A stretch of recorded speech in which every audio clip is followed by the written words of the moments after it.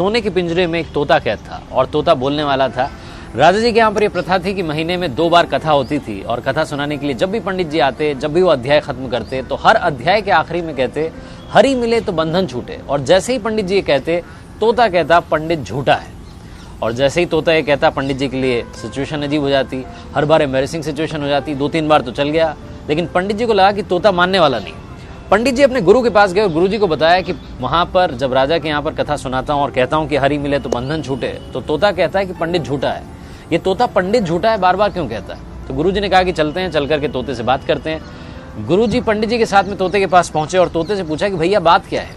तो तोते ने बताया कि गुरु जी एक बार मैं एक ऋषि के आश्रम में पहुंचा, वहां पर मंत्रोच्चारण हो रहा था, जो उनके शिष्य थे मंत्र बोल रहे थे। मैंने एक मंत्र सुन लिया और मंत्र याद करके मैंने रिपीट कर दिया।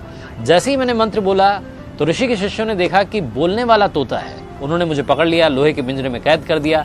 एक बार ऋषि के आश्रम में उनके एक शिष्य थे, सेठ जी, वो आए, उन्होंने मुझे देखा कि बोलने वाला तोता है, वो अपने साथ में ले गए और ले जाकर के मुझे चांदी के पिंजरे में कैद कर दिया।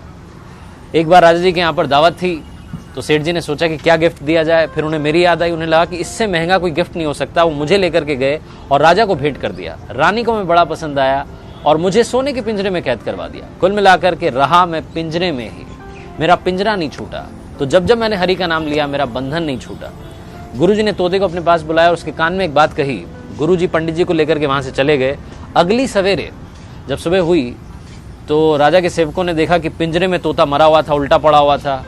उन्हें बड़ी चिंता हुई और राजा को बुलाने गए। पिंजरे का गेट खोला और जैसे ही गेट खोला तोता उड़ गया और उड़ते उड़ते बोला गुरु मिले तो बंधन छूटे। इस लाइफ में सही गाइडेंस का होना बहुत जरूरी है। आप किससे सलाह ले रहे हैं बहुत जरूरी है। अगर आप गलत आदमी से सलाह लेते रहेंगे तो आप गलत दिशा में बढ़ते जाएंगे और आपका कुछ नहीं हो पाएगा।